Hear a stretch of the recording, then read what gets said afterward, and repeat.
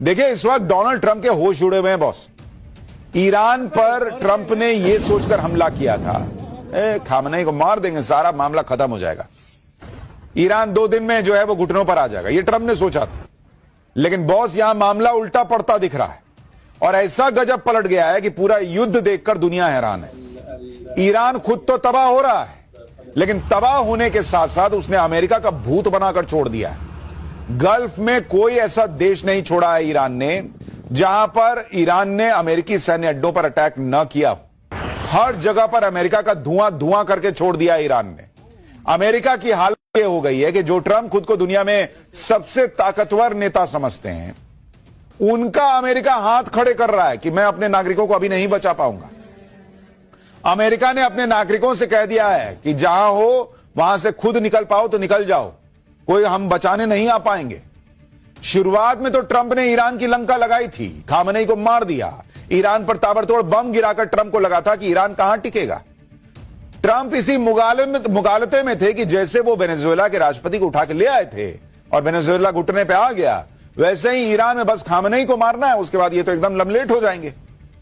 लेकिन इस युद्ध में ईरान ने अपने जज्बे से ट्रंप और पूरी दुनिया को चौंका कर रख दिया। अब ट्रंप के सामने युद्ध का आउट ऑफ सिलेबस वाला सवाल आकर खड़ा हो गया है, क्योंकि ट्रंप और उसके अमेरिका ने प्लान बी पर काम ही नहीं किया था। ये इतना ओवर कॉन्फिडेंट थे कि इनको लगा हम तो कर ही देंगे, 2 दिन में काम खत्म। लेकिन यहां मामला पड़ गया उल्टा। आज आपको दिखाऊंगा ईरान कैसे अमेरिका का भूत बना रहा है। ट्रंप और कंपनी को यह समझ में नहीं आ रहा कि इससे निपटना कैसे, क्योंकि सबको यही लग रहा था कि जब अमेरिका और इजराइल मिलकर ईरान को फोड़ेंगे तो ईरान क्या ही कर लेगा। दुनिया की सबसे ताकतवर आर्मी के आगे ईरान कैसे टिकेगा। लेकिन इतनी मार खाने के बाद भी ईरान लड़ रहा है। अमेरिका और इजरायली नहीं, उसके सहयोगियों को भी फोड़ रहा है। ईरान ने ट्रंप को अपनी मोज़ेक डिफेंस रणनीति से चौंका दिया है।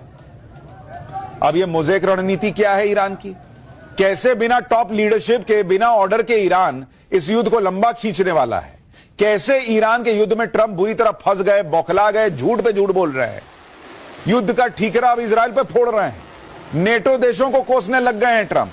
आज आपको सब दिखाऊंगा, साथ ही आपको बताऊंगा कि क्या ईरान के सामने ट्रंप के हथियारों का भंडार कम कर पड़ने वाला है, क्या ईरान के सस्ते ड्रोन और मिसाइल अमेरिका के महंगे महंगे एयर डिफेंस सिस्टम को फोड़े जा रहे हैं और वो खत्म हो रहे हैं। यह युद्ध किस दिशा में जा रहा है, ईरान अमेरिका को कैसे फोड़ता चला जा रहा है। इजराइल ने ईरान के राष्ट्रपति दफ्तर, न्यूक्लियर साइट, नेवल बेस को निशाना बनाया है। उधर ईरान ने सऊदी अरब में अमेरिकी एम्बेसी को निशाना बनाकर कैसे अमेरिका को हिला दिया है। आज आपको सब दिखाने वाला हूं। एक मोर्चा और कैसे खुल गया है, इजराइल अब ईरान के साथ साथ लेबनान पर भी चढ़ाई कर रहा है, वहां भी उसने अपनी सेना उतार दी है। ईरान युद्ध में अब क्या क्या हो रहा है और ईरान ने कैसे पूरा युद्ध पलट कर रखने के लिए रख दिया है, पूरा माहौल बदल रहा है। इस युद्ध के चौथे दिन की हर भीषण, हर डराने वाली तस्वीर से लेकर एक एक खबर आपको दिखाऊंगा, लेकिन पहले झलक देखिए।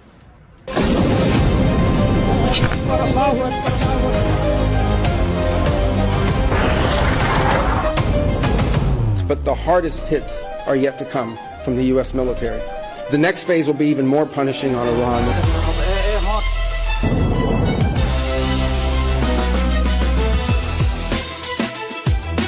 They are producing, by some estimates, over 100 of these missiles a month.